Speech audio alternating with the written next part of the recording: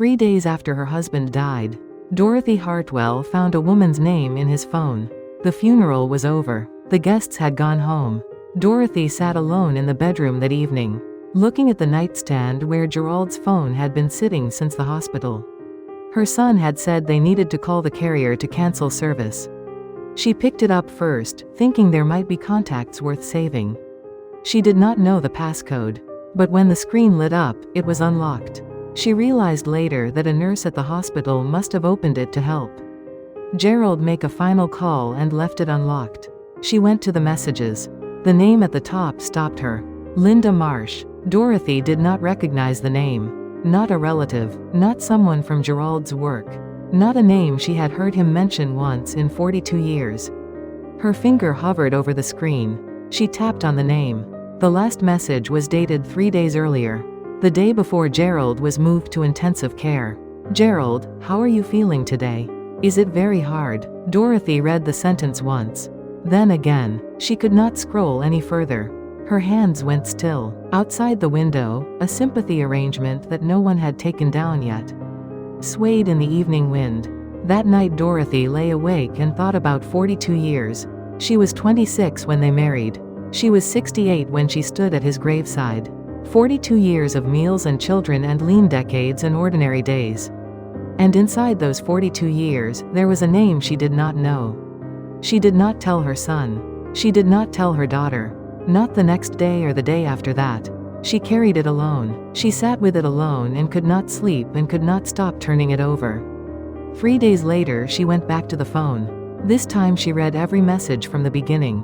The earliest one from Linda Marsh was 4 years old. It started simply, "How are you doing? Did you eat today? It is cold out." As the months passed, the messages grew longer. They arrived more frequently. Sometimes Gerald's replies were a single line. Sometimes several. Dorothy finished reading and set the phone face down on the table. She did not cry. She did not have the energy to cry. She felt nothing but a vast stillness. She had no interest in showing up at this woman's door. No interest in fighting or confronting or demanding answers. That was not what Dorothy wanted. Dorothy wanted one thing. She wanted to know who this person was. She wanted to know what kind of woman Gerald had been sending messages to for 4 years. And she wanted to know one more thing. What he had said about her. What he had told this person about his wife. The messages held his voice. He talked about daily life in the same plain way he had always had. Dorothy's knee has been giving her trouble. She won't go to the doctor. Our older son's business is struggling. Our youngest is moving again next month. He spoke about his family. He shared things about his home and the people inside it with this woman. On one particular day he had written this. Dorothy made her beef stew tonight. I've been eating her cooking for 40 years and it still gets me. Nobody makes it like she does. Dorothy stopped reading when she reached that message. Gerald had been bragging about her beef stew to someone else. The sentence did not make her angry. Strangely, that was the sentence that brought the first tears. They were not bitter tears.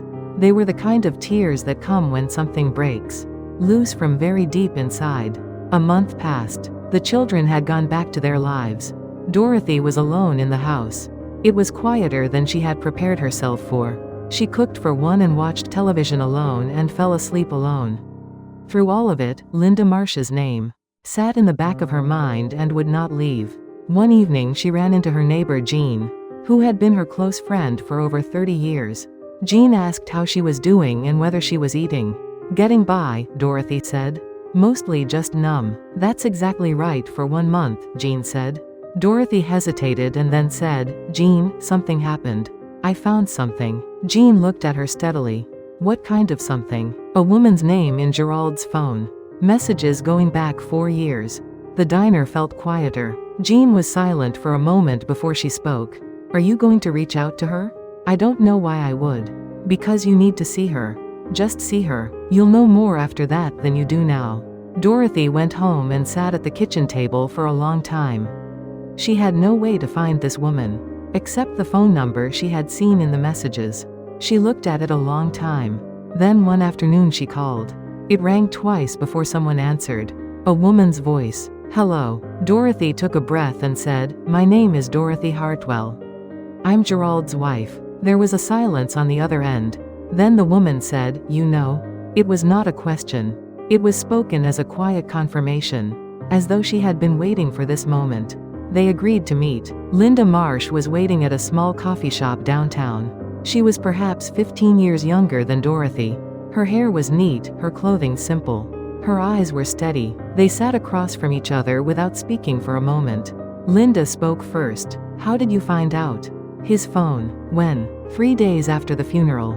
Linda closed her eyes. A short silence passed. "I'm sorry." Dorothy accepted the apology. She accepted it and then did not know what to do with it. So she asked what she actually came to ask. "How did you two meet?" Linda explained. She worked part-time at a community center near Gerald's neighborhood. He had started coming to a chess club there. In the beginning, they were just people who said hello. Over time, the messages started. "He was very lonely," Linda said. That sentence stayed in the air a long time. Dorothy did not respond. She did not know whether lonely was true or not. 42 years together, and Gerald had felt lonely. That was difficult to absorb. And yet she understood it somewhere she could not name. He had always been a man of few words. He did not talk about what he felt. Neither had she. They had both grown up in a time when people did not. "There was nothing physical between us," Linda said. "I want you to know that. We only talked." Dorothy could not verify this. She realized she did not need to. She understood suddenly what she had come here to find out. Not revenge, not a confrontation. Whether 42 years had been a lie. That was all. That was the only question. Linda reached into her bag and brought out a small sealed envelope. "Gerald sent me this when he first got his diagnosis. I never opened it. I knew it wasn't for me to keep. I didn't know how to get it to your family. Will you take it?" Dorothy took the envelope. Gerald's handwriting was on the front. Linda Marsh. But when she turned it over, there was a second, smaller envelope inside. On the front, in Gerald's hand. "For Dorothy." Dorothy walked out of the coffee shop. Linda had stood up first and bowed her head deeply before leaving. Dorothy said nothing. She drove home and sat in the bedroom. She looked at the envelope for a long time. She knew that handwriting. It was the same hand that had made grocery lists in the early years. The same hand that had written her children's names on birthday envelopes. She opened it. One sheet of paper. "Dorothy, if this letter reached you, then I'm already gone. I wrote it ahead of time. There's something I need to say. I was never good with words. You know that. It was my failure. When you were hurting, I never found the right thing to say. Not when we were raising the kids. Not when the money was tight. Not when your mother passed. I just stood next to you. That was all I knew how to do. I talked to Linda. What I talked about was you. That Dorothy made her beef stew and it was the best thing I'd eaten in years. That Dorothy's knee was bothering her and she wouldn't go to the doctor. That Dorothy has the kindest hands of anyone I've ever known. That was what I talked about. Everything I said to Linda was about you. The things I never said to you. I'm sorry, and thank you. For 42 years. Gerald." Dorothy sat with the letter for a long time after she finished reading. The tears came, but she could not have said whether they were grief or something. She had no name for yet. 42 years with one person.